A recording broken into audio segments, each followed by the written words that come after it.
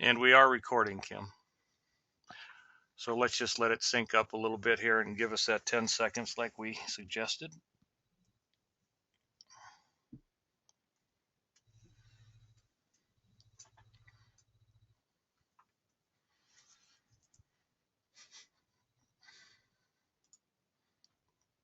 Welcome, everyone. This is Kim Marie and Leroy with the Evolutionary Astrology Network. We thank you very much for your interest in showing up for our public webinar classes. Tonight's class is the 2014 forecast. What's ahead for this upcoming year? Before we get into some of those fascinating details, as always, we thank you for allowing us to go through just a little bit of our own housekeeping and what we offer at the Evolutionary Astrology Network. We like to consider everybody to be a student of astrology at EAN. And Leroy, honey, I can hear you breathing. You might want to mute once in a while. And so this is everything we have to offer on our new website, which is about 1 year old, and we are in process of expanding it again. I'll explain more in the next slide. But as you can see, we offer free weekly podcasts. We have Astro Libraries with 3 sections. We have our multimedia course. And so with our Astro Library, you can see the 3 sections in front of your screen. You can see that there are hundreds of hours under many titles in these 3 sections. This includes many of the evolutionary astrologers who studied directly with Jeffrey Wolf Green, and as we move into even the 3rd generation of evolutionary astrologers who are studying and practicing this material. We do offer specials on this from time to time, and I don't remember. Leroy, did you have a special going on with the library right now? I don't remember, honey. Yeah, there's so much material in these 3 sections of the Astro Library. It's difficult to get through it all in 1 month, but you can choose a 1 month only option. However, the reoccurring option where you get billed month by month to your credit card or PayPal account is now currently on special. You get a free trial week. So basically, it's a fail-safe way to take a look at the material. If you want to stick with the recurring option and get through the material on at a reasonable pace, you get the free week, and then you'll start on the reoccurring billing option for $19 or $29 a month, whichever section you would choose. And just know that that is a popular option for many people, but it's not everybody's choice. And you can still have the right to cancel at any time. But you get a free week look on the reoccurring billing option. The other choices, of course, are month by month, 6-month subscription, 6-month subscription, and then an annual subscription. So those are all that pricing is available.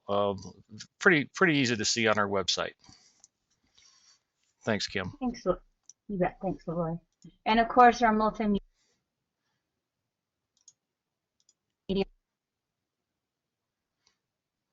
course.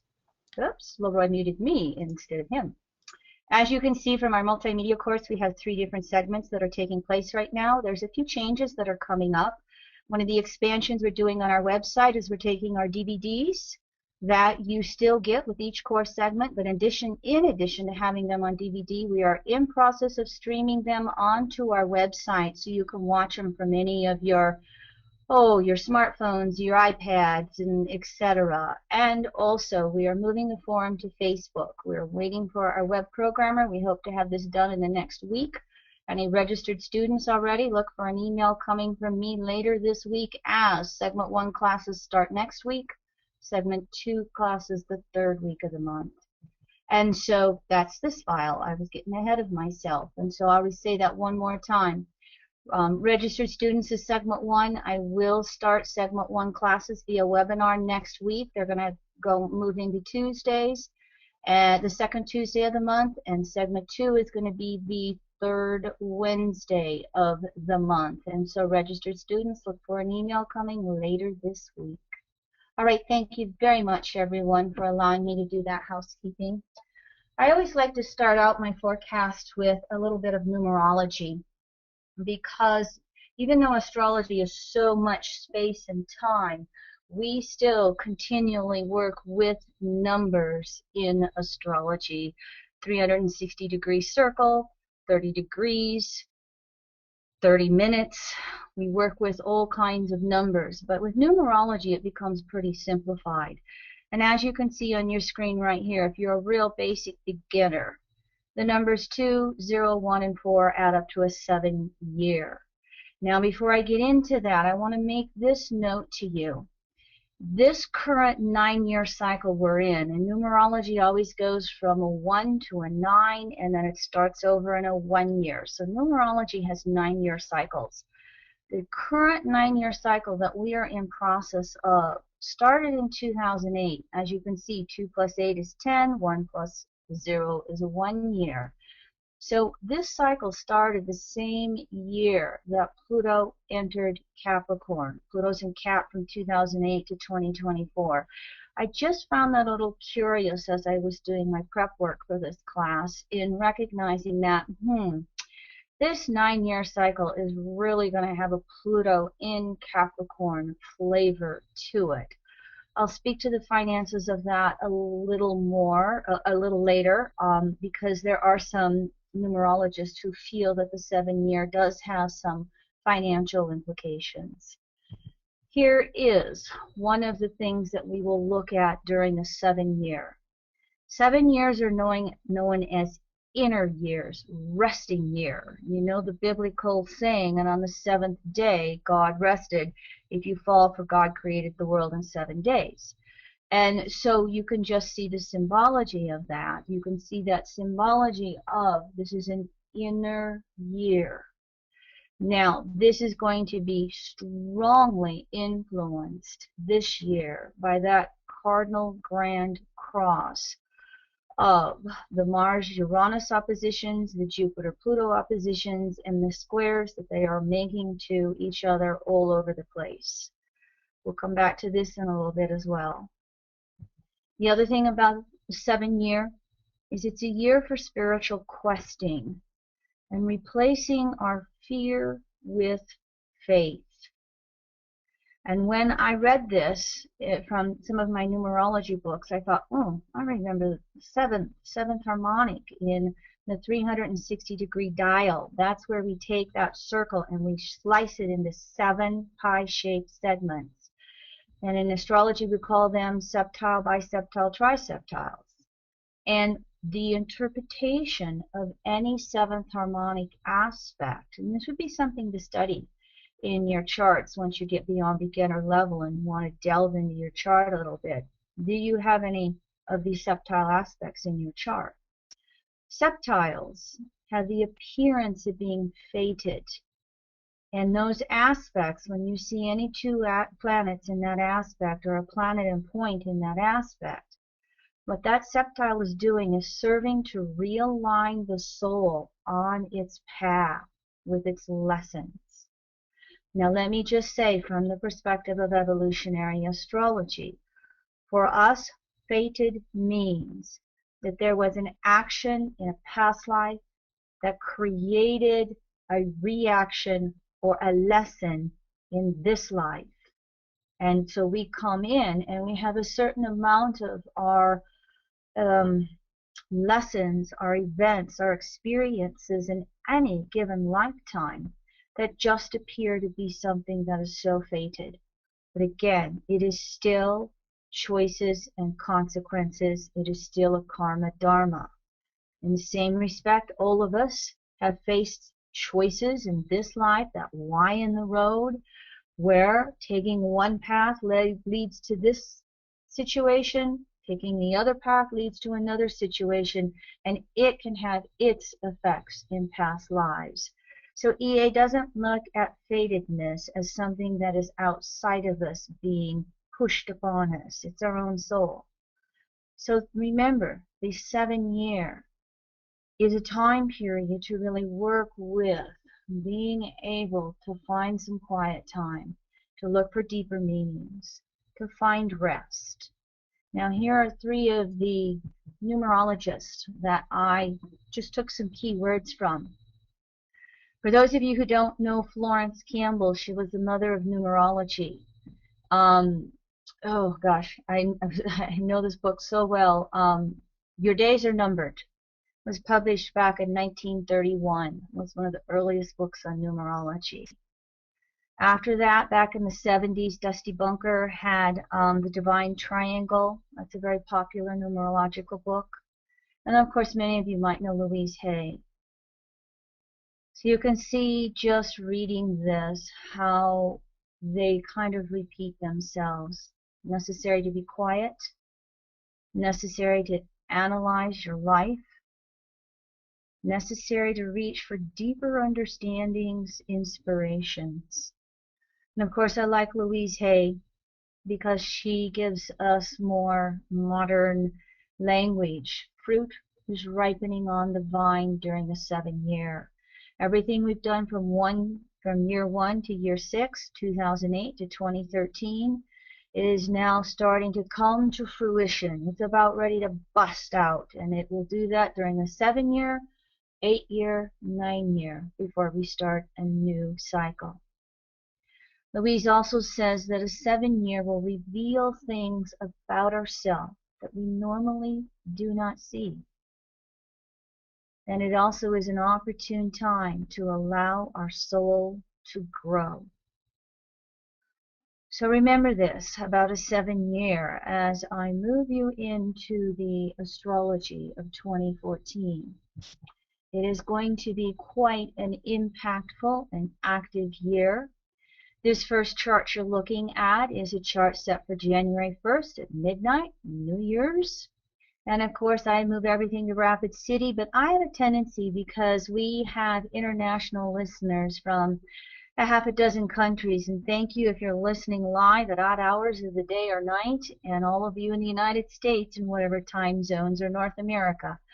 So I like to go with the Aries dial, which means that I am working with putting that ascendant or rising right at 0 degrees Aries. And it makes all the planets fall in their natural signs lined up with their natural houses. Now, of course, here's the big thing that you can see, the Grand Cross that is just sticking out. That will be in orb throughout most of 2014. However, there are many in the astrological community who like to draw up a New Year's chart. And if you want to, you can draw it up with the house system that shows an ascendant in midheaven for your specific location. Because the New Year's chart has a tendency to give the flavor for the whole year. It is an initiatory chart. I'm going to get into a bunch of details about this Grand Cross.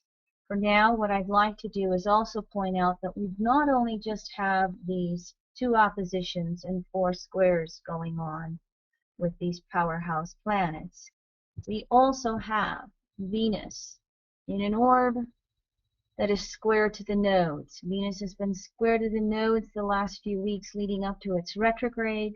It turned retrograde December 21st. It's fast moving out of orb.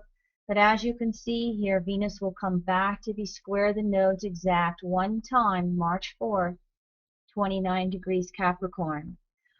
In evolutionary astrology, when a planet is square the nodes, that planet has skipped steps, meaning the potential for skip steps if it's a transit in the sky. And what are the skip steps with Venus? Well, then what are the lessons with Venus? Basically, with Venus, it's self-reliance. I refer you to our Venus in Capricorn retrograde podcast or webinar that we did a few weeks ago. It's still available. It'll break all that information down to you in a multitude of details.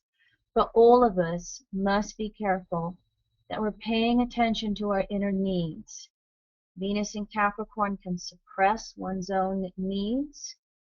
And the retrograde in Capricorn means that Cancer polarity becomes active, and we are having to really ask, how do I feel and what is important to me? The nodes right now in Taurus, Scorpio, we can be going back and forth between isolation and codependency when we want to be searching for independence and self-sufficiency and merging from that level. That will be the highlight when Venus squares the nodes in March. Kim, Mm-hmm. may I just inter interrupt here for a minute and just say that I did put that Venus and Capricorn webinar in the forecasting section 3 of the Astro Library, uh, just because it's such an important transit here for many of us, and it's such a part of everything that's going on for all of us. So just know that anybody interested in seeing that, section 3 of the Astro Library, uh, it's available there. All right, thank you, Roy. Here's the other thing we have going on in the New Year's chart that will also have some activity throughout most of the year. One of these trines will. First of all, I'd just like to take a moment and talk about this trine right here. We know that Pluto has been an orb of trining the south node, making a sextile to the north node recently, but also around this time period here in January, late December, January, it's been making the trine to Pallas Athena, one of the asteroids, and this is a grand trine in the earth signs. Pallas Athena is the warrior goddess in astrology. She is also the dutiful daughter. Pallas Athena is the one who stands up for social causes and democracy, and seeing that things can be as smooth and synergistic as possible. And when she sees an injustice, Pallas Athena will want to stand up for it, break out, fight for it. So when we look at Pallas as being in this grand trine and in this earth trine, what can happen is that dutiful daughter energy becomes more active than, say, the warrior. We're looking at Pallas and Virgo, and opposing some of those Pisces planets by a wide orb.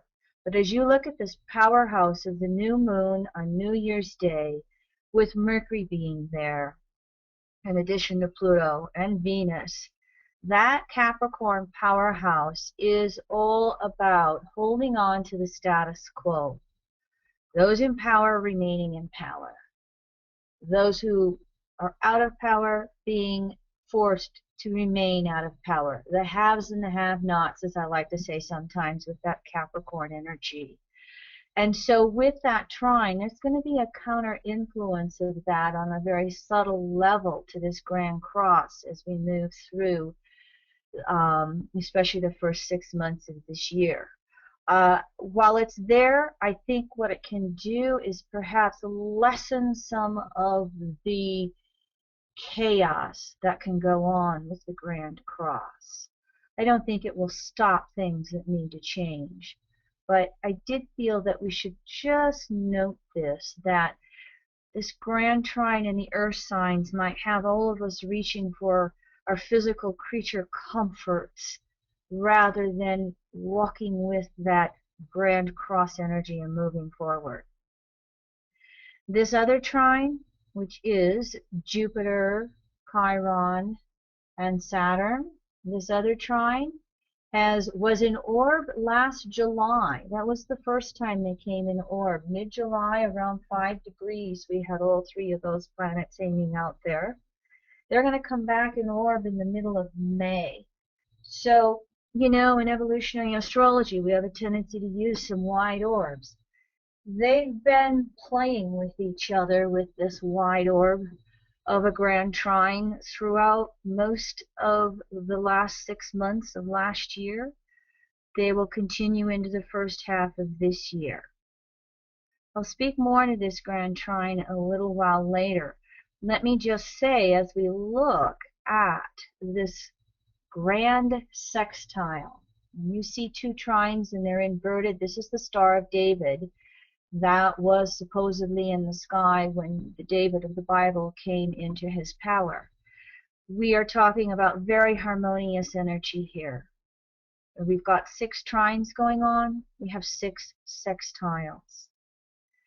One of the things that we need to be a little bit cautious of, though, when we have this much harmonious energy, Is what Kim Marie likes to call the couch potato aspect. Oh, yeah, I see the laundry sitting over there. I think I'll do it tomorrow. We can just become complacent about changes or lessons or things we need to do with our life. It's just too easy to just push it into the future or let it remain an idea without any action.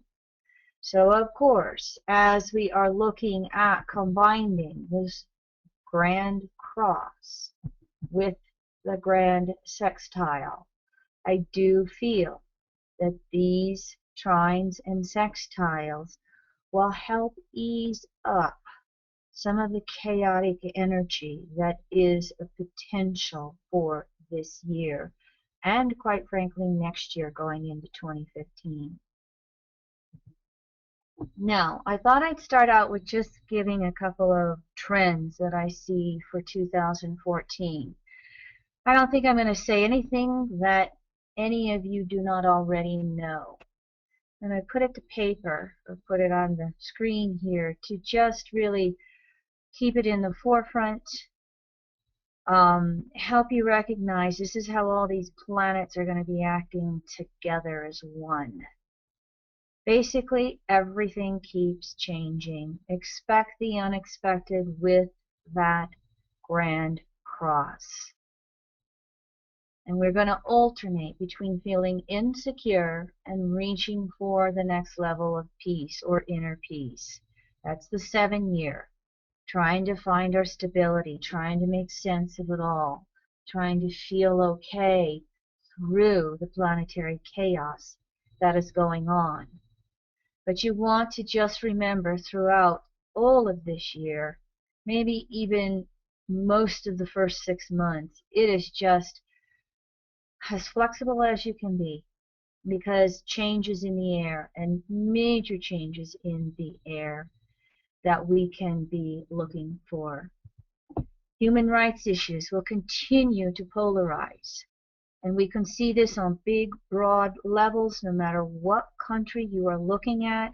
Here in the United States, it is the disappearing act of the middle class. The elite 1% controlling 40% of the wealth in this country, not to mention, what is the statistic, something like 80% of the income every year? Ridiculous inequalities. But the human rights issues go down to a personal level as well. Gender issues. Who of us has not seen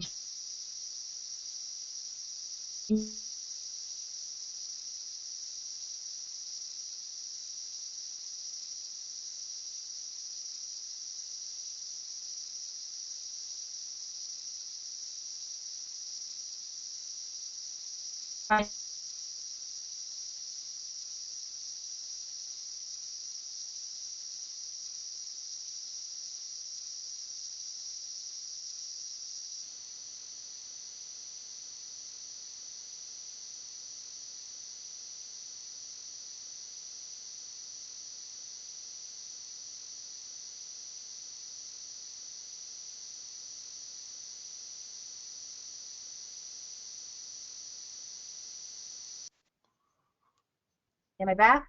You're back.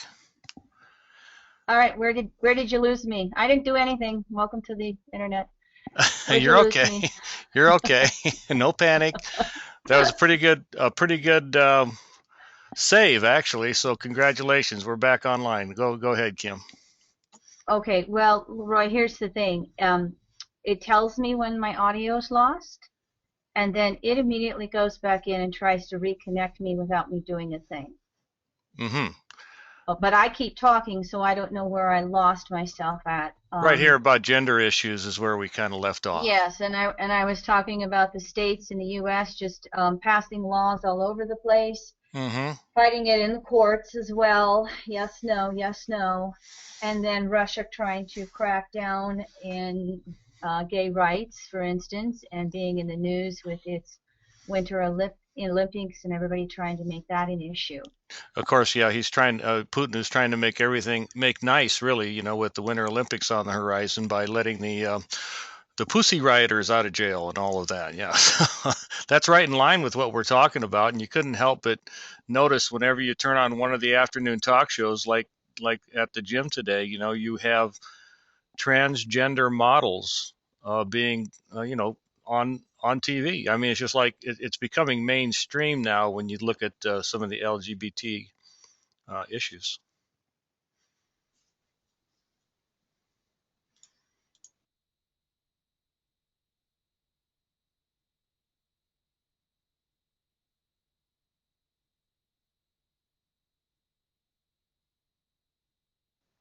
All right, can you hear me, Kim?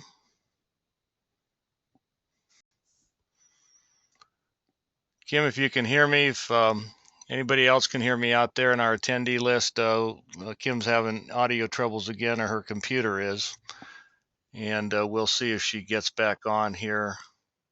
I'm on. You were the one we lost as we were talking. Then it lost both of us. All right, let's hope this is not a trend. Energizes everybody. This is the chaos coming this year. So let's energize our next 2 hours just free and flowing. All right, so what I wanted to speak about, though, with human rights and gender issues is at a more personal level. All of us at an individual level are questioning with these Grand Cross planets. What does it mean to be female? What does it mean to be male? What does it mean to be in a relationship with somebody else? What do I want to change in my relationships? We're talking Aries, Cancer, Libra, Capricorn. So self and others, home, family, co-workers, we are wanting to change issues as a human being. We're wanting to change patterns as a human being with everybody that we run into. We're recognizing what no longer works with that Grand Cross, and we're wanting to evolve it. But all of us on an individual level, doesn't matter, not just LBGT, every single male and female on the planet is going to be going through an evolutionary process within themselves as to what does it mean to be the gender I am, and how do I want to change it? What do I want to see different? One of the things that we're seeing is in the United States, more women running for political offices. But again, it doesn't always have to be on a collective level. Each of us on an individual level are all feeling this same energy as well. I'll speak to this just a little bit more, but I want you to recognize that I'm not putting this trend out here as a collective trend. We are each individuals participating in the trend. So each of us, no matter what gender we are having to balance the feminine, masculine energy within ourselves. We all have a Venus, we all have a male, and they're both retrograde this year. Okay, whoops, I got to snap here so my slideshow keeps working. As I've been saying for a while here with Pluto in Capricorn, and the plutocrats ruling the world, social changes are going to come from the bottom up. Uranus is in Aries, making the first quarter squares to Pluto in Capricorn. So it is really shaking things up. But the polarity to Uranus in Aries is Libra. The polarity to Pluto in Capricorn is Cancer. That Cancer energy means that we have to feel the changes within ourselves. And then Libra, we have to start acting and doing something about it. I'll speak more on this. This is just to give you some ideas. Well, weather events. How many of you have been cold the last few days? I think with the Grand Cross and these 4 planets in Cardinal, fire, earth, air, water, climate change will continue to be in the news. Weather events will continue to explode all over the place. The pictures of the nor'easter storm as it made it to the southwest coast of the UK were absolutely amazing, of the waves that were crashing on the beaches. Go search that on the internet if you haven't seen it. I mean, just amazing how big those waves were coming in. But when it comes to weather events, it doesn't matter what element, fire, earth, air, water. Fires, floods, freezing cold, volcanoes, earthquakes, you name it. With this Grand Cross, anything and everything, every type of weather event most likely will be in the news this year. And of course, an area that has always been of an interest to me as Pluto's went into Capricorn is the financial arena. Financial and economic uncertainty will remain. This is one of the big issues of this Grand Cross. If you want more on this issue, I would suggest the 2 lectures that I did in our Astrology Reincarnation and Soul webinars last September. I did one on money, past, present, and future with Rob. I did 2 with Robert Gover on money, past, present, and future. Go into it in a lot more detail, but just as a little question, here was where I was going to have you do a little poll, Leroy, and we forgot our polls. So that's okay. We won't have to do it at the last minute. We won't shake things up. We just want to keep these slides going very smoothly. But before I change to the next slide, I want those of you who are U.S. citizens to tell me the Federal Reserve Board that governs and controls all monetary policy in the United States. What year was it created? Better yet, tell me its birth date. How many of you know that the Federal Reserve Board was 100 years old 2 weeks ago? Day before New Year's Eve, Monday, December 23rd, 2013. The Federal Reserve Act was 100 years old. Now, think of your cities, think of your states, think of your countries, think of businesses, think of any public entity you can. Who does not celebrate 100 years? Our state's celebrating their 125th birthday this year. Not a peep in the news about the Federal Reserve being 100 years old. This is how much secrecy is in our monetary policy in the United States. As a matter of fact, in 2008, when Pluto went into Capricorn and it opposed the natal Pluto of the Fed's chart and it went over the sun, we had a few tidbits in the news at that point about, what is the Federal Reserve, how is it operated, who's in charge of it, etc., etc.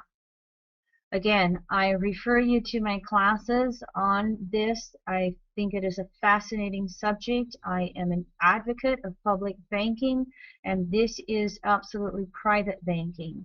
Now, we do have a new federal chairman that's coming in, Janet Yellen. She should be confirmed this week. And if there was a baby step forward for public advocacy, monetary policy in favor of the citizenship, she is a step in the right direction. Stay tuned this year. We will see just how forward or progressive she can be. Or will the Federal Reserve Board, made up of the 12 branches, the 12 banks of the Federal Reserve, will they cut her off at the knees for any policies that are helpful to all of us rather than just the financial elite? So there's your little tidbit from me. Not a peep in the news last December, a few weeks ago, when the Federal Reserve turned 100 years old. They don't want the spotlight turned on it. They don't want you to know that. They don't want anybody to look into what's really happening there. Let's move into this cardinal modality. And by the way, Leroy, again, you can I'm just going to wander and keep going unless somebody comes up with a question or something. I'm going to stop and take a little drink right here, right now.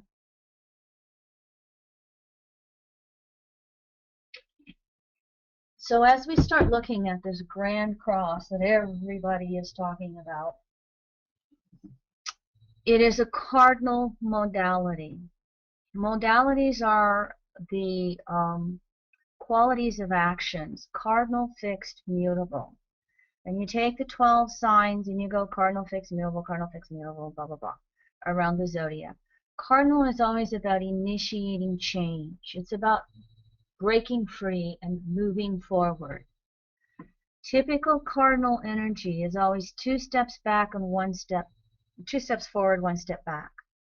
Because what happens when we start moving forward into the unknown is we reach this point of insecurity, and then we want to go back to what's familiar. So it's like a zigzag. It's slowly moving forward. But again, 2 steps forward, 1 step back is how it operates. And so we have to initiate change many times, more than once, in order to then become comfortable with it, integrate it, accept it. So what I want to do here is take these 4 points of the cardinal cross and kind of break them down for you and tell you how they're going to be operating for all of us, individually and collectively. First of all, the fastest moving one is Mars. We're going to have a Mars retrograde in Libra. Mars is going to be in Libra for 8 months, from December 7th it is until I think the beginning of July. But Mars is in the opposite sign of its rulership. Mars typically rules Aries. Right over here is Mars' domain in the Aries sign house, and Mars is over here in that opposite spot. Now Mars in EA is the leading edge of our conscious desires. It's that instinctual need to become and act. Well, Libra is a cardinal air sign, and air is mental. And so what happens when Mars is in Libra is we think about what we're going to do, but we've got to find the courage to actually do it. Mars in the opposite sign of its rulership, this is not, EA doesn't go with, oh, what would they call it, debilitations, exaltations, your Hellenistic astrology would put when planets were in various signs, etc., it would say good, bad. Well, every planet is in all 12 signs, so it's always just an evolutionary process. But a planet in the opposite sign of its rulership is not one of the easy places. So Mars, again, is going to talk about it. It's going to tell you to do it. It's going to think about it. It's going to ponder it. It's going to do all that Libra wishy-washy stuff. And what we've got to do with this cardinal cross energy is, after so much thinking, it is necessary to act. Now, Mars in Libra is going to bring up a lot of energy in the relationship arena. This Grand Cross is all about relationships. Self, Aries, others, Libra, home, Cancer, work, Capricorn. And so we all have been seeing or feeling, sensing changes in all areas of our life, and everybody, everything we're relating to. Mars doesn't have to do as much thinking as it typically does in Libra. This particular Mars energy, with all the pressure from the other 3 planets, is about getting the courage to act. And wherever you find Mars in your chart, in your houses, that's where you're feeling insecure about acting, because Mars is trying to hold this energy of Uranus and Aries being all over the place, and then the squares from Jupiter and Pluto, and Mars is trying to hear everything. Libra's the psychology of listening. It's trying to hear everything that these other 3 planets are saying, and Mars just throws its hands up in the air because it's overwhelmed, and it can just go sit on the couch and escape into TV or a book, air. So again, remember, this Mars is going to really be called to action. And taking those steps forward, no matter how scary or insecure it feels. We're not going to know where we're going with all this cardinal energy. We just have to make the effort and see what happens. With Jupiter, Jupiter is the archetype of our belief systems. Jupiter is the growth principle. It is the right brain and intuition. It's in Cancer. Now, I did a whole my first webinar was on Jupiter and Cancer. You can go to that one, and I bet you it's going to be in section 3 of the Astro Library. Cancer is a water sign, and so the Jupiter component to this Grand Cross is that everything has to make sense from an instinctive gut level. Everything has to feel okay. So as Jupiter's relating to the other 3 planets in this Grand Cross, Jupiter gets insecure. Its emotions get tumbled all over the place. And sometimes we've just got to go find a quiet spot and find our emotional peace. With Jupiter, it's always going to be about going out into nature. Jupiter rules Sag, and Sagittarius, Jupiter in the 9th house is natural spiritual laws and principles. Those are found in nature. So whenever this Grand Cross is throwing you into chaos, see if you can go find a city park, a mountaintop, go swimming, see if you can go take an Epsom salts bath. Find yourself in water. And the Jupiter part of this will be able to help you process through all the chaos and have an intuitive hit that'll just come through. And then Mars, Uranus, and Pluto will fall into place. Uranus. Uranus is the individuated unconsciousness. All of our souls have an unconscious component to the mind. That's Uranus. And it's always the deconditioning factor in the soul, in school too, in our soul. And so Uranus is where we want to liberate, where we want to break free. So Uranus is starting a brand new 84-year cycle. This is all of this social walking in the streets that you've seen happening. But we all have Uranus in our charts on an individual basis. And so each of us on a soul level are waking up and recognizing new things about ourselves. I'll give you an idea or an example. Transiting Uranus for me has just moved into my 3rd house. I think it spent 2012 or I can't remember now, 2013 going back and forth. And now Uranus has been a full year into my 3rd house. And what do? I move into teaching via webinar, which is so visual and so detailed. You can't imagine the prep work that goes into me creating one screen like this, let alone 50 slides on my slideshow. And so here's Uranus breaking me free and teaching in a new way. And I've realized, okay, I just got to put these bullet points down, and then I've got to let Uranus and Aries just take my conversation wherever it's going to go. I allow that spontaneous part of Uranus to just lead me forward with my communications and teaching. Uranus, Aries in my 3rd house. All of you are going to have Uranus and Aries in one of your own houses, and it's going to be that fiery part of yourself that is just really wanting to break free from some type of pressure cooker or some type of conditioning. Now Uranus is making these 7 waxing squares to Pluto. So where Uranus is feeling tugged and tightened and dampened is of course going to be where Pluto and Capricorn resides in your chart. Pluto is the soul in EA. It is where the deepest desired nature exists, the dual desire to separate from source to return to source. Pluto is the leading edge of evolution, both individually and collectively.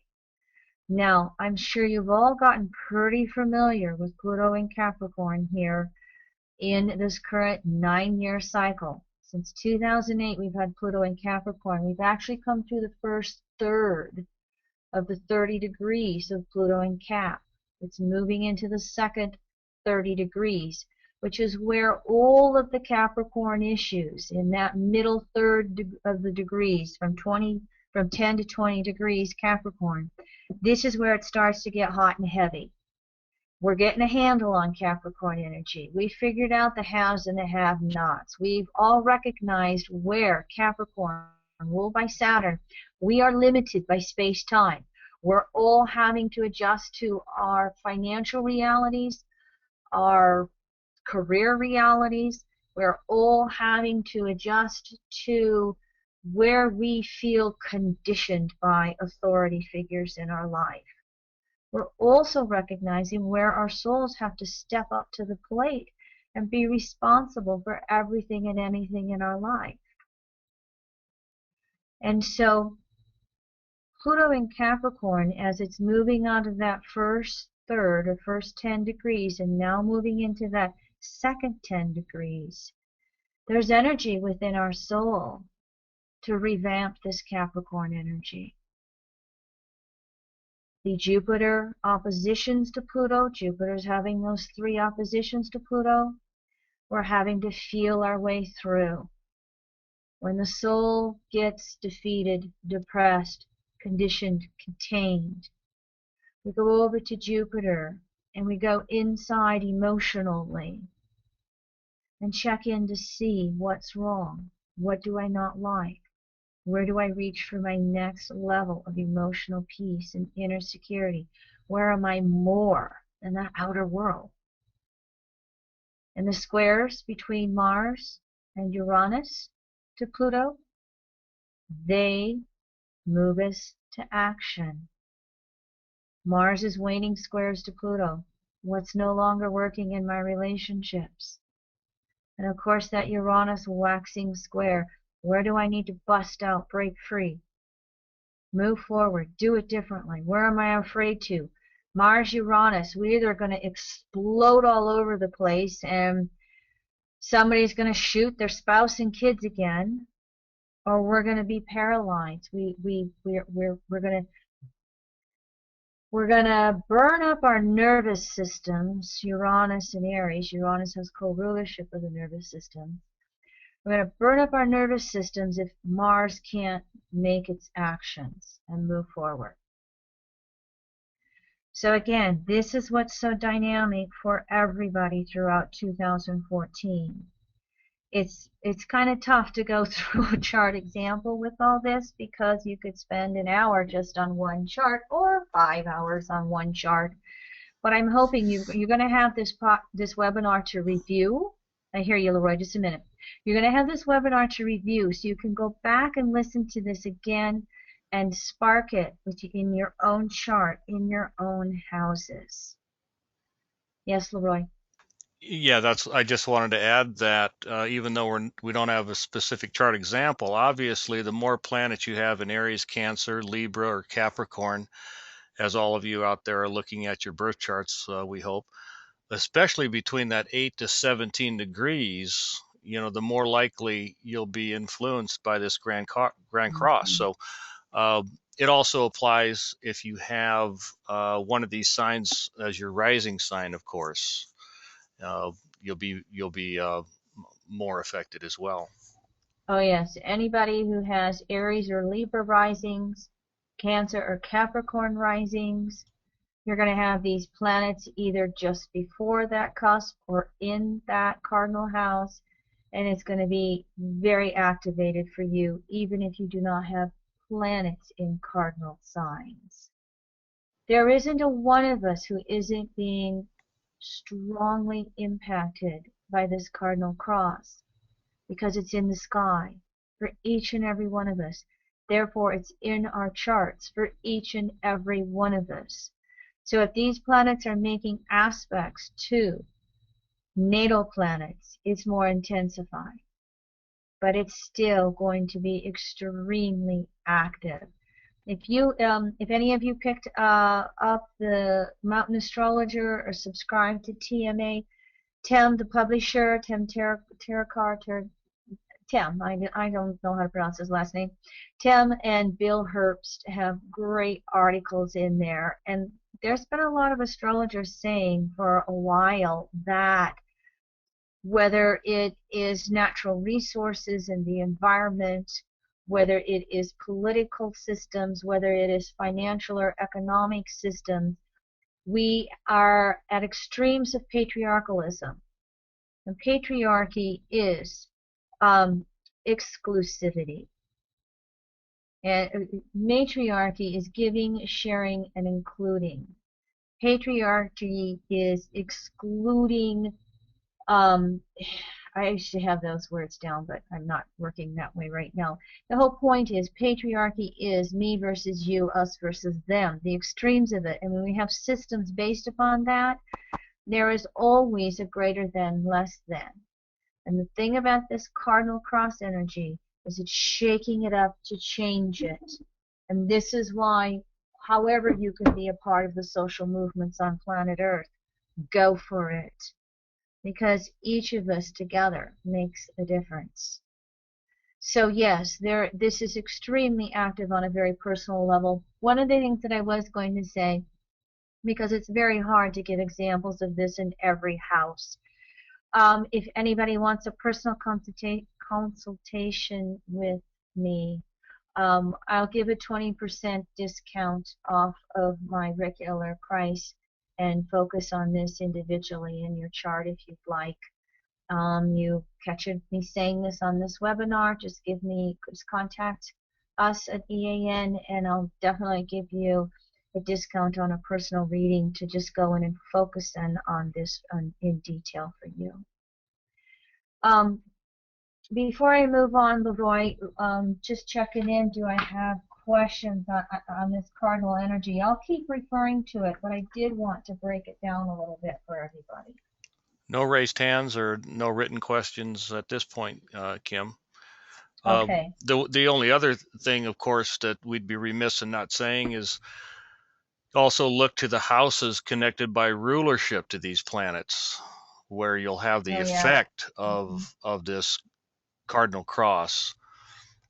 Yeah, so that's another, and of course that's going back to your generous offer for a personal consultation too.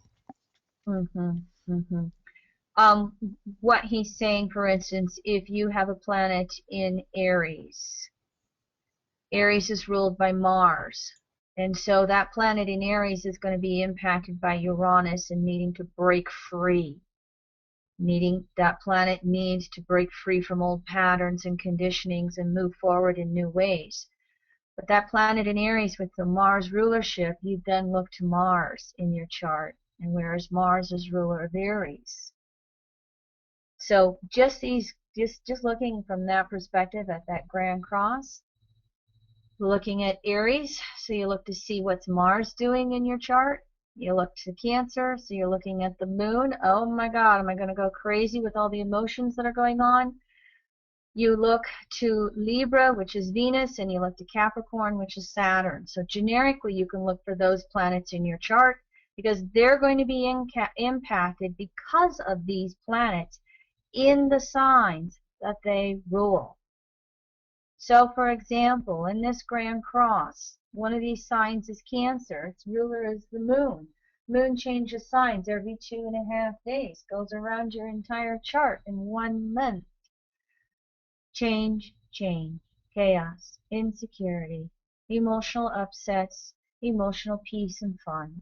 It'll be all over the place. The beauty about the cardinal energy is it's not just upsets. It's not just trying to tear everything apart. Its energy is to move us forward.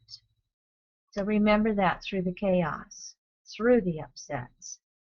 Now, looking at this cardinal energy, one of the months to really watch in 2014 is the month of April. And the reason for this, of course, if you look, is all the activity that is taking place. We have a Mars retrograde coming up. I'll speak to this in a couple of minutes. But the highlight of the Mars retrograde cycle is going to be April 8th. Shortly after that, Pluto initiates its next retrograde cycle in Capricorn. And less than a day later than that, we have a lunar eclipse. We have a lunar eclipse and a solar eclipse in April. and the lunar eclipse are going to be changing into new signs. Now, this particular lunar eclipse is going to be visible from North America. And so if we don't have clouds, we are going to be able to see this one in our skies. And then what we have happening here, look at June or April 20th, 21st, 22nd, 23rd. What we have happening is Mars impacting the Grand Cross when it's retrograde. We have Jupiter coming in and making its square in opposition to Pluto. And we have the fifth of 7 Uranus-Pluto squares. So this is what astrologers have been talking about. The eclipses and the Grand Cross is going to be the tightest. As you can see, if you're looking at planets at 12, 13, 14, 15 degrees of the cardinal signs, that's where it's going to be strong. What does it all mean? You know, anything and everything. Expect the unexpected. It is cardinal energy, which means change. So either in what you've got to be doing, this much energy, we don't have to be taken by surprise. Surprise is not fated. Just take a moment and quiet down, turn inward, and ask on an intuitive level, what is happening in my life? What is bubbling up to the surface in my consciousness that I can't escape it or forget it or ignore it? What do I need to do about it? You can just escape the astrology and just touch in with yourself. And you're going to know the changes that you need to make with this strong of energy on planet Earth. Now, I will say on a collective level, this could be a very eventful time with weather events, with resources, with anything and everything, with politics, with finances. It doesn't matter what the subject is, any subject, anything could be breaking up, busting out. This would be a time period, as I was prepping my notes, I'm going, oh God, I got to remind my mom to have Dad be careful this month. My dad has a little bit early dementia. And so I've got to remind my mother during the month of April, try and do as much of the driving as you can, Mom. And watch out for everybody else. There could be a lot of road rage. Simple little example. All of us will have these types of examples. It doesn't mean we bury our heads in the sand. Oh, I had said with numerology that numerologists will mention 7 years with finances. One of the things that they have a tendency to say is a 7-year is not typically a year to start new financial or business adventures. However, exception to the rule, this Grand Cross, all this cardinal energy is saying, move forward, move forward, move forward, move forward. So that's why I didn't put that don't move forward financially into the numerology part, because I thought, God, there's so much counter influence with this Grand Cross. If that's the way we're supposed to be moving forward, we've got to move forward that way. So just use your intuition, use your practical energies in this month of April to sense where each of you are personally needing to change and find the courage. The beauty is that the lunar eclipse is before the solar eclipse. The lunar eclipse is going to open it wide open emotionally between ourselves and others. Relationships on an intimate level continue to be strong this year. And it's going to bust it wide open. And then when we have the solar eclipse April 29th at about 9 Taurus, that's going to give you the wherewithal to reach, to put your feet on the ground and kind of really make these new beginnings survive, to step it out in a very Taurian, methodical nature as we get past whatever the chaos is, whatever the upsets, whatever the surprises, whatever the beautiful new beginnings are for each of us. Now, moving forward, I wanted to just also mention these Uranus-Pluto squares. They are the base note, as Leroy and I like to say. They are the strongest aspects happening throughout 2012 to 2015. They're not going away. We'll have, again, as I just showed you on that last screen, the fifth of 7 Uranus squares to Pluto, April 21st. And I want you to notice as we are moving into both of these, the one in April comes right after Uranus turns retrograde. So as I look at this April Uranus-Pluto square, I see Uranus having some energy in breaking out of old Pluto patterns, limitations, and conditionings, and really being able to do some of this bust out, break free stuff. When we move into the 6 out of the 7 waxing squares, Uranus is going to be going direct, okay, right after we have that square. Uranus is going to go direct on the 21st, almost exactly on that square. So then Uranus will have that energy. Well, they'll both be moving forward in this waxing square. But again, this is Uranus having the energy to bust out, break free. What's the new stuff? And then when we have this waxing square down here, the end of the year, they're both going to be moving forward. I think that it's quite possible we could see a lot of social political things going on. This will be a month after the U.S. midterm elections. We'll know whether the Democrats kept the Senate or whether the Republicans took it and the Republicans control both houses. I'll speak to the U.S. politics in the next slide or two here. But energy moving forward very, very strongly here at the end of the year. We'll be past a lot of that spring chaos.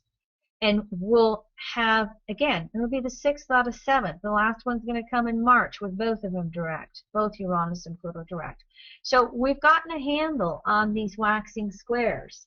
They're still full of chaos, upset, surprise, but we are figuring out how to work with the energy on an individual level.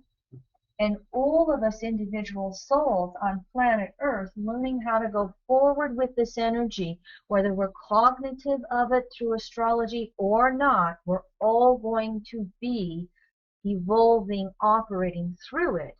And as all of these individuals are moving through this energy, that's going to create the momentums for some of the potential social changes that we could see on planet Earth. Because again, if I may refer back to my astrology, reincarnation, and soul lectures on money, both this decade and the next decade will continue to be pretty crucial, pretty high impact. We're not going to slow down and rest on Neptune's couch for a while, even though we'd like to with Neptune and Pisces. Here's what happens over the next 2 years to the U.S. chart. So right here, international listeners, I'd like to say thank you for allowing us to use the U.S. chart example. I know a lot of the consensus U.S. thinks that they're front and center stage in the world, but EA doesn't look at it that way. We see Pluto and Capricorn balsamic to the U.S. natal Pluto as the U.S. really having to deal with some of its arrogant karma. But as you've just been looking at these dates as I've been talking, can you see the impact of what we have happening here? Pluto is going to oppose the U.S. Sun, and it is going to square the U.S. Saturn. Uranus is going to square the U.S. Sun and oppose the U.S. Saturn. Let me show you this visually on a chart. Again, you'll have this PDF to refer to. Here's a chart that I used in my lecture last fall. I used the Gemini rising chart. Many astrologers feel it doesn't matter what chart you use on July 4th. If you use a July 4th, 1776 chart for the USA, it doesn't matter what time of the day. You're going to have Sun in Cancer with a square to Saturn in Libra. And as you can see from the big red arrows, Pluto's opposing Sun, squaring Saturn. Uranus squaring Sun, opposing Saturn, and look what happens with the Grand Cross. Mars comes in and activates everything for 3 times with its retrograde cycle. Jupiter has been doing it 3 times, conjuncting the Sun, squaring Saturn throughout 2013, 2014. Again, I would refer you to Bill Herbst's article in the most recent issue of TMA. He had a really good synopsis of this. I read that article, actually I read it twice, and you know, it's the great prediction, I guess you'd say, or forecast of basically a lot of systems in the United States that are going to be unsustainable. I have been a big one on the financial part of it. I don't think we're doomed to just fall apart, but I do think that there could be upsets. That's why, again, I'm an advocate of public banking, public central banks versus private central banks. Private central banks are private banking interest loaning government money, or private banking, entities loaning government money at interest, meaning loaning money to the people that they must pay back with interest. That's a lot of what this chart could be about. But there also is a lot of social and political unrest with this chart as well. I hear Leroy, let me stop for a moment. Did you have a couple comments or questions? Well, just to kind of observe, of course, with that Jupiter Venus conjunction, Sun Jupiter Venus in Cancer, second house. You know, we are an American life, American. All of our institutions have been blessed. All of our whole American psyche has been blessed with a lot of natural abundance of resources. Um, uh, Great character, great personalities. I mean, that's all going to be up for review when, you know, this Cardinal Grand Cross kind of hits that U.S. Sun Saturn square. But, you know, talking about just the core character of the American psyche, you know, it's gonna rattle some cages, and it's gonna rattle some of the, uh, you know, are we really a country that values family and American values, the traditional values we used to see back in the 60s? Or is it going to be a scenario where we're just realizing once again that the mega corporations that have been able to pass down wealth from generation to generation are basically controlling all of the assets? You know, this is a big conflict in the American psyche that this Grand Cardinal Cross may just reveal in 2014-15. Squares are always tension. We not only have the Sun-Saturn square, we have it to Mars and Neptune as well, which is a subject for another day. Depressions have always related to the Sun-Saturn square. Stock market crashes have always related to the Mars-Neptune square. Many feel that a country with Pluto in Capricorn is a plutocrat.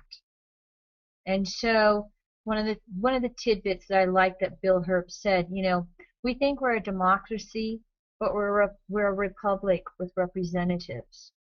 We are a people with representative government, and that's not an absolute or true democracy. And you put Pluto up here as EA does in the ninth house. And we have plutocrats who think they've got it all right. You know, that's that financial elite, that's that governmental elite that says, do as I say. You know, and I get to make the rules and you have to do what I tell you to do. Now, I do think with this Venus, Jupiter, Sun down here in Cancer in the second, there is some self-reliance here. There is a lot about this country that can pull itself up by the bootstrap. But talk about your gender issues right here. This is what this is all the gay rights issues we've been seeing going on in this country. The fairness and equality. Here's Saturn in Libra in this fifth house. It, you know, Libra gets projected upon, and Libra projects, but Libra gets projected upon as being fair, and sometimes it's not about fairness. Sometimes it is about the extremes. And again, extremes between haves and have-not. Saturn, ruling elites. Extremes between anything. Extremes of religion in this country. You're either a Christian or you have no right to be here. Well, this country was founded supposedly on religious freedoms. So you can start to see all these issues that can come into play here as you're working with this. Now, I did put some bullet points down in working with this Grand Cross to the United States, and it's not anything we haven't probably touched upon so far, but I just wanted to say here that as Pluto makes these hits in 2014-15 to the U.S. chart, here's what we're looking at in these oppositions to the Sun. The Sun in a country's chart is its life force, its personality, its identity. And again, Pluto has never had an opposition to the Sun yet, because Pluto started in late Capricorn, and so it's now making its way all the way around. We're going to have our Pluto return in 2024, everybody. Stay tuned, future podcast. But the oppositions of Pluto to the Sun, there's a polarization that could just be intensified with all of these issues again. Here's the Grand Cross we talked about already, but here it is, living it in the United States as individuals and as collective groups. Whether it's gender issues, financial issues, constitutional, healthcare, you can just see how all this stuff is up in the air just looking at this screen. These issues are not going to go away. It's going to take a long time for 300 million people in the case of the United States to see how to work this through. Now, Pluto's making first quarter squares to the U.S. Saturn. Here's the big thing. We're either going to make breakthroughs and really create new rules, new norms, new laws. We're going to create new social functionings within this country. Or this Pluto square to Saturn is just going to intensify the polarizations. Again, I will say that one of the areas where I think things could fall apart is financial, because we did not reform the banks. And all the quantitative easing, the QEs, that the Federal Reserve, the private banking system, they bailed out the banks. They did not bail out Main Street. So if you hear that saying, they bailed out Wall Street, they didn't bail out Main Street, all the money went to the banks, and now it's sitting somewhere in some, island secret account, blah, blah. And did I spell the word marijuana right? I don't know if that's right or not. Oh, well. It's close enough. My Pluto Virgo starts looking at details as I'm speaking my webinars. So again, you can just see how all of this is up in the air for each of us, and each of us individually are going to have roles to play. There's not going to be a sitting back this year and ignoring what's happening. You're not going to be able to, whether you watch the news or not, you're not going to be able to. Now with Uranus, all right, Uranus makes last quarter squares to the U.S. Sun. And in the Gemini rising chart for the U.S. Again, here in the Gemini rising chart, I use the 2:17 a.m. This comes from Jeffrey Wolf Green and his psychic intuition. It also comes from Robert Gover, who felt that all of the founding fathers were Freemasons, and they were going to make sure that they put the two planets of money, Venus and Jupiter, in Cancer in that second house. And what did they do when they met in Constitutional Hall or Philadelphia or wherever it was? Afterwards, they had to go to the pub and eat. So he thinks that it makes sense for it to have been mid-morning when they thought, that's what we'll do.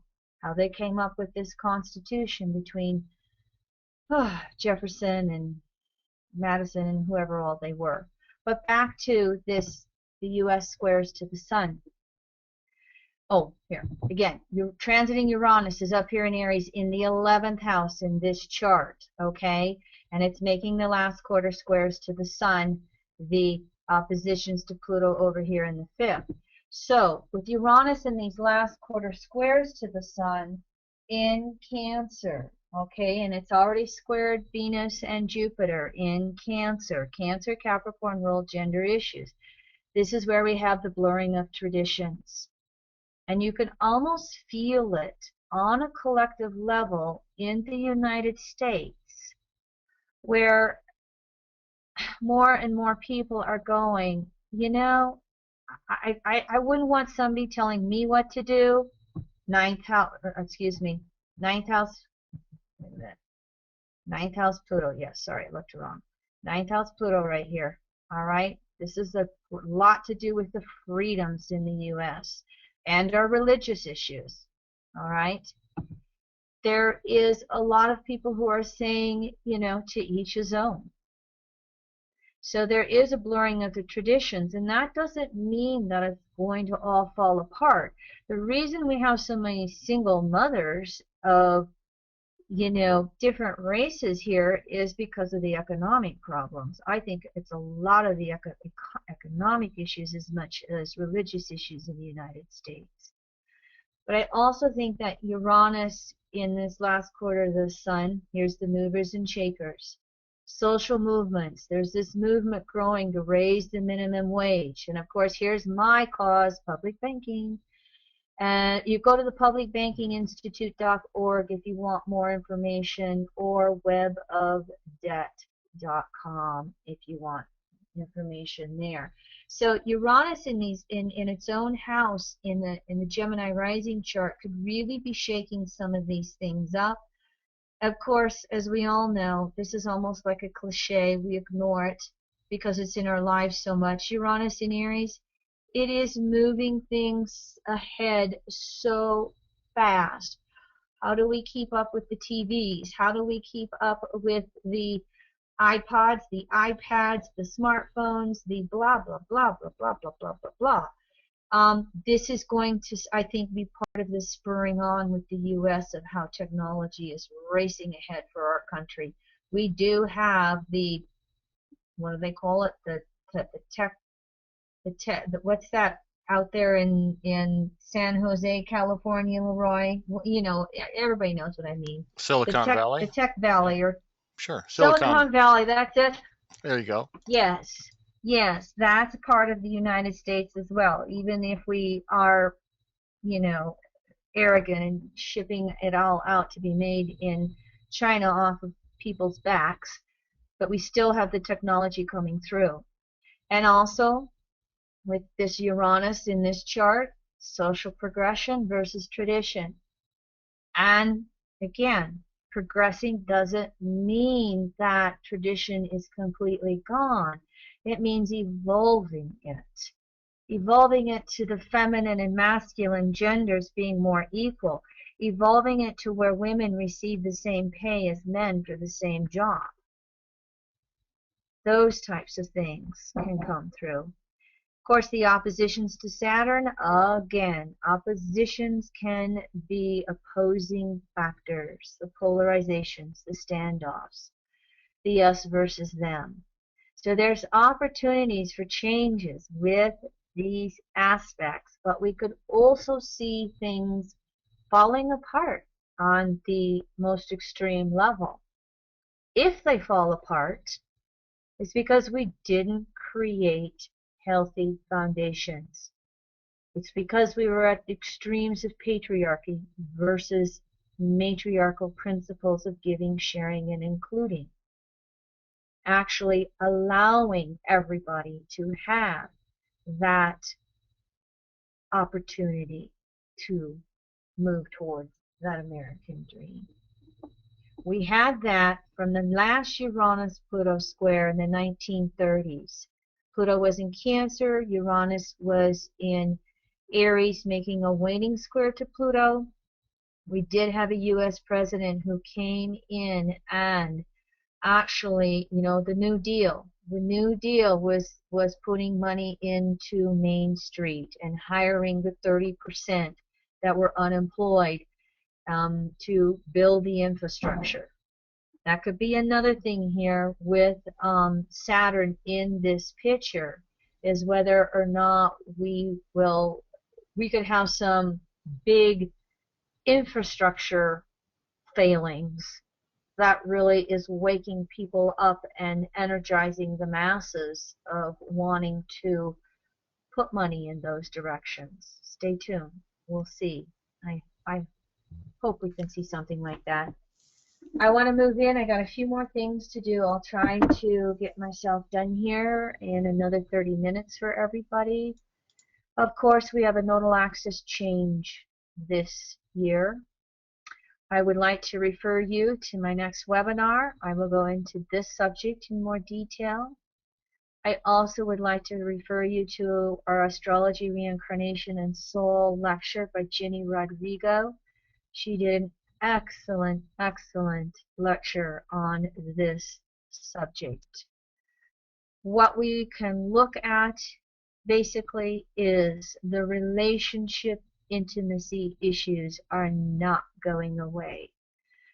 Saturn in Libra, Saturn in Scorpio, 5 years between all of that, I think it's from 2009 to 2015, more or less. Saturn in Libra, then Scorpio, and now with the North Node, Scorpio Taurus, moving back into Libra Aries. Again, the relationship signs of the zodiac are so activated. As we look at this Libra Aries, we have to be really careful of this right here. The polarization between male and female. We're either going to take it to a new level or we're really going to be breaking it down. In a little nutshell here, here's what we're looking at. South Node in Aries. We have to shed the old ego, the old wounds, insecurities. We have to shed freedom at all costs. One of the things that I like to say, one of my cliches, you want absolute freedom, you must accept absolute responsibility. Saturn in Scorpio, Pluto in Capricorn, that mutual reception there, Saturn is responsibility. It is about learning how to be responsible for ourselves no matter what, relationship or no relationship.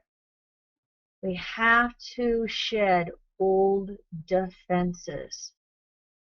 We have 2,000 years of the Piscean age, 5, 7, 8,000 years of patriarchy, me versus you patterns. They're unconscious in us. And yet when the nodal axis, the nodes of the moon come along, it's the emotions. We can recognize those old patterns and release them and work to be finding new levels of emotional security within ourselves. One of the highlights of that nodal axis is Uranus does not touch that south node till next January. Next January you'll be a little hot too. And so moving forward here, whoops, I have to click. Here's the South Node eclipses in 2014. We touched upon that one April 15th that'll be visible from North America. And we touched upon the solar eclipse that follows that, all that chaotic April energy. That solar eclipse in Taurus is really going to be trying to ground ourselves by the end of Taurus. These eclipses will activate all of the self versus others energy. These will be the time periods that we might find personal relationship issues coming to a head. Now, many astrologers feel that once you have an eclipse, that energy carries forward for the next 6 months, sometimes 12, until you can go as far as 12 months to the next South Node eclipse season. If you have planets near these degrees in the cardinal signs, 23 to 27 degrees or 6 to 11 degrees Taurus, this is where the eclipses will be activating for you. The North Node in Libra, this is about finding new levels of balancing things, new levels of getting along, inclusiveness. It's not guaranteed with all this cardinal energy. We could get real stuck in the polarization. It will take effort. North Node always takes effort. South Node is always unconscious, and yet we can touch upon it. We can bring it to consciousness during these nodal transits. And the North Node takes effort. So this North Node in Libra, it's about finding a new self and evolving the relationships. As we change, our relationship change. And that's what it's all about with this nodal axis. And of course, the rulers of Libra Aries are Venus and Mars. And so here's again, wherever Venus and Mars are in your chart during this nodal transit, that's where these deepest issues of change will be taking place for you. Venus is going to move from the South Node to the North Node as the nodal axis changes from Scorpio Taurus to Libra Aries. Now, I didn't get all of the nodal axis transits, obviously, but I put a few highlights in here. Because of the cardinal cross, I thought I'd show you Jupiter squares the nodes in June. Pluto squares the nodes in next January. Mars conjuncts the node in July, North Node. And we have a Mercury retrograde. One of the Mercury retrogrades will go over the North Node 3 times. So we're going to have some planetary activity over this North Node, working to help us move forward. Helping Mars in Libra find that ability to act and to make the changes that are necessary in relationships. Here's the North Node eclipse season. Again, starts off with a lunar full moon, breaking things out, up, open, especially in relationships. And then we follow it up with a solar eclipse. I have a solar eclipse just before my birthday this year at 0 Scorpio. And so this North Node eclipse season, again, North Node's moving forward, South Nodes are reviewing the past. So by this fall, as we get through all of that chaotic cardinal energy of this spring, it'll come revisit during this lunar eclipse. But this solar eclipse could be a very decisive one for people making up their minds about things and really then committing that emotional willpower in a certain direction as the details of your life have been revealed.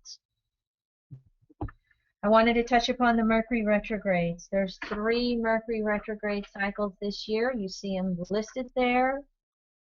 The number in parentheses is the number of days they'll be retrograde. Varies a little bit. It's more or less 3 weeks. What's interesting is this year the Mercury retrograde cycles move from water to air. The Mercury retrograde cycles reverse through the zodiac. 2013, all the retrogrades were in water. Now it's a year moving from water to air. 2015, the retrogrades will be in air. And then we'll move back to Earth, I think. Yes. So here's the overall tone of these Mercury retrograde cycles. Emotional frustrations. Mercury turns retrograde, early degrees of water signs that then must be processed through. So even though it is Mercury left brain mental, we're going to have some emotional flavors yet to this year's retrogrades. And it's going to take time to process through and think through those emotions. Mercury will end up going direct and then moving back into those water signs to really make sense of things emotionally after a while. Venus and Mars. As we know, the Venus retrograde, more details, refer to that previous webinar. I have a Mars webinar coming up. I'll list my future webinars, and at the end of this presentation, we're almost done. But just to highlight for you, the Venus retrograde highlight is always when it conjuncts the Sun, which we're going to have coming up here the end of this week. 21 degrees Capricorn. This is the aha moment of Venus retrograde. Now, Venus retrograde is really adding a seriousness to the beginning of this year. It can feel like relationships are work. It can feel like all we do is work and we have no relationship. Venus really causes us to get serious and practical about love. No fluffiness going on right now. But Venus retrograde in Capricorn is about going deep within and finding how you really do feel about things underneath the surface. You need to give yourself time to process with the Venus retrograde. And then, of course, Mars retrograde follows after that. Mars goes retrograde about 2.5 months. You can see it's retrograde from 27 to 9 Libra. Its highlight is when it opposes the Sun. Remember that month of April I talked about? There's Mars opposite the Sun. This is where Mars is really figuring out its actions. And looking at it from the perspective of the Mars retrograde cycle, you can see where this is really asking us to take charge the month of April, to move forward. Again, remember that grand cross of energy from early April. Mars retrograde is saying, enough processing. Yes, it's Libra. But what am I going to do about all the change on the planet? Am I going to be a part of the change on the planet? Or am I going to sit by on the sidelines, blame everybody else, or want everybody to do it for me? And then, of course, Venus and Mars, whenever they do their retrogrades, they do have a few interactions with each other. Venus is once every 19 months, every year and a half. Mars is retrograde once every 2 years. So Venus is always retrograde either just before Mars or after Mars. And so they always have these interactions, and it varies as to what they are. But Venus retrograde makes a first quarter square to Mars, all right after this interior conjunction, January 11th. January 16th, here's that first quarter square. And this is Venus trying to figure out how I really feel and what I'd like us to do about it. And if you didn't get it the first time, Venus comes around and does it again. March 2nd, right after Mars goes retrograde. So Mars stationary retrograde starts with Venus square Mars. And Venus will be direct. It'll be closing in upon the degree where it went retrograde.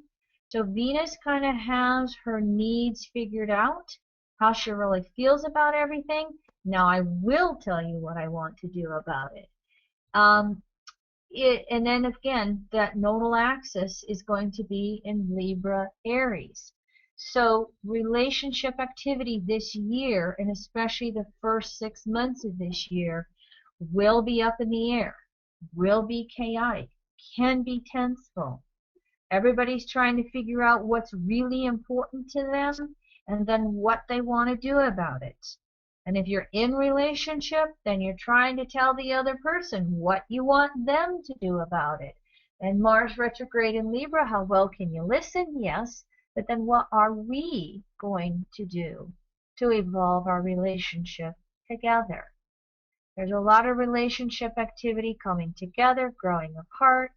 Relationship beginnings through all this stuff, you really want to take them slow and pace them. They could start hot and heavy and burn out fast. So the better you can pace that energy, the better off it is for potential to last. And again, when we get to that Venus opposed Mars, then there could be another opportunity for relationship energy to really bust out, come to the surface, make it or break it, take it to the next level.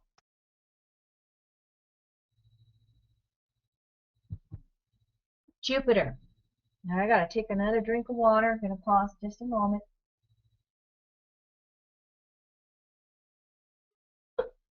As you can see, Jupiter changes signs in the middle of the year.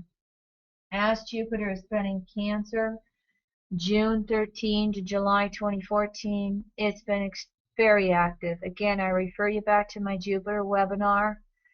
It's still in midst of these 5 aspects to the outer planets. Jupiter's not this active in its Leo retrograde next year.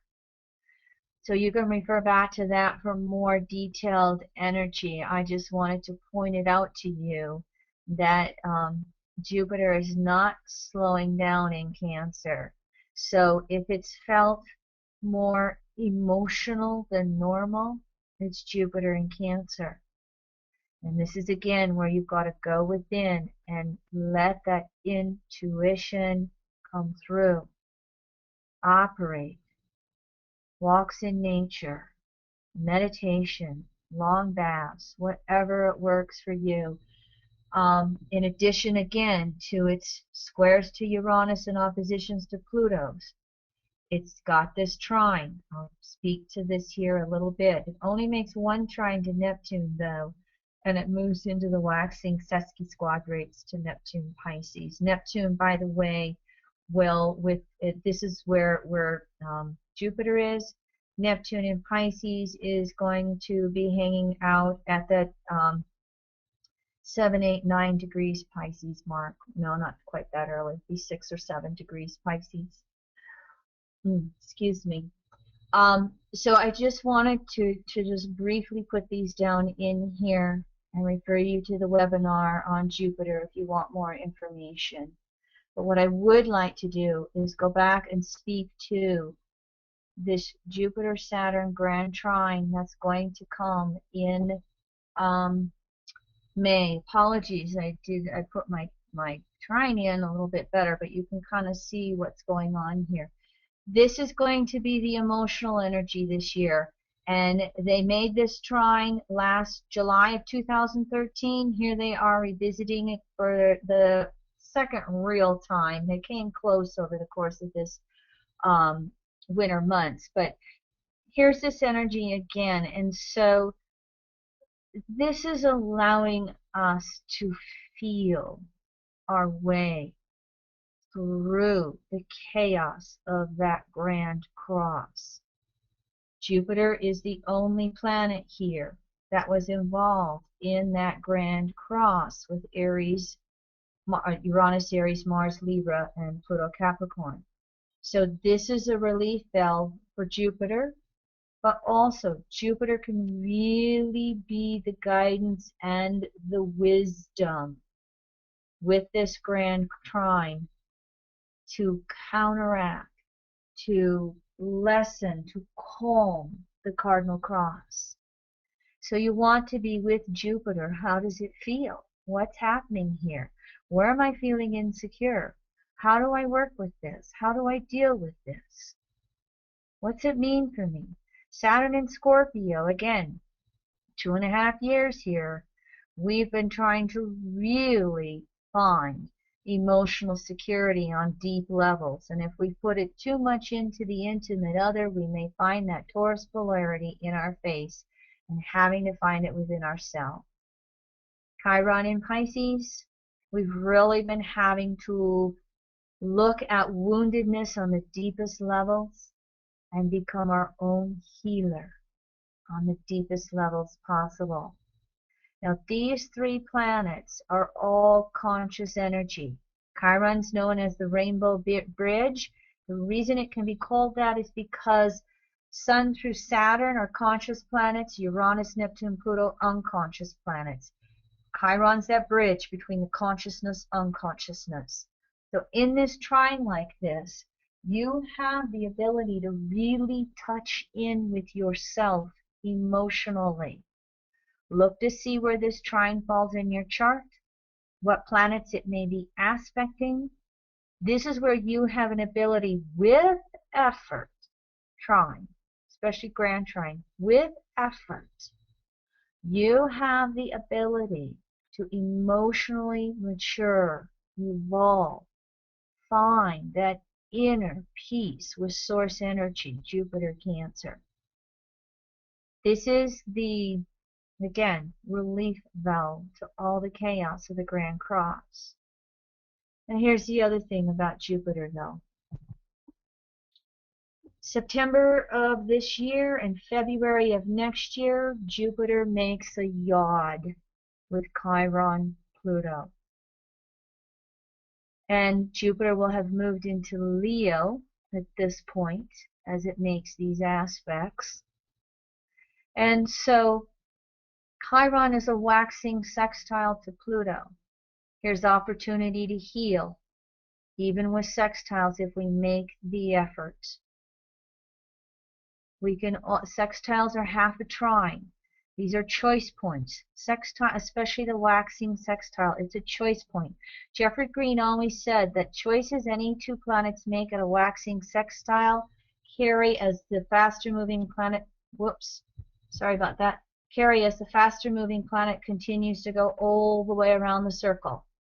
So here's the ease, making that effort to become mature within ourselves and heal as best as we can. Where the disconnect or discomfort is with Jupiter as it moves into Leo. Jupiter is going to be the waxing in conjunct to Chiron. Well, what about me? What Jupiter and Leo is going to have to be careful of is playing the immature child role. If Jupiter and Leo's insecure, we will act out and we can re-imprint the wounds. The lover will leave. Jupiter makes a waning in conjunct to Pluto, and this is where society, waning in conjuncts are always the second half of zodiac, others, people outside of us, forcing the change, forcing the need to reflect the in conjunct analyzations. Jupiter making that waning in conjunct to Pluto, others are going to call us out where we're acting immature. So this yacht is really going to ask Jupiter and Leo to self-love deeper and deeper, healthier and healthier. Stop the drama queen, king, and really learn to love deeper on inner levels. Now, the next thing that I have doing, as I was going through my notes, I don't think I have time for this, and because you get this as a PDF file, I'm just going to leaf through this. You're not going to have time to look at all this. But one of the things that I did is I went through the rest of the months of the year, and I just highlighted some of the things that are going on. So as you're just glancing at these months, then you have an ability to see how much activity there is. July is busy. August, not so much. September, October calms down a little bit. November seems to be busy again. And of course, December. We don't have time to go through each of these months, but you've got this to just as crib notes to print out. What I want to end this webinar with is questions. These are the trends. This is what, using all of these astrological tools in this presentation, these are the questions each of us need to be asking ourselves. Again, we can just get overactive with the astrology, and sometimes this is a 7-year. It's about just coming back within and going. Where is change presenting itself in my life? Where do I need to find my courage to act? What are my gender lessons? Look at that as how am I balancing my masculine, feminine energies within myself? How do I find deeper inner security? All the cardinal energy taking place. How do I need to accept self-responsibility? Photo and cap, bottom line.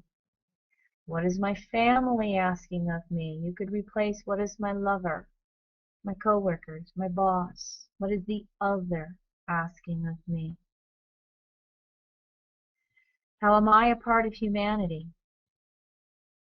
How do I choose to participate on planet Earth?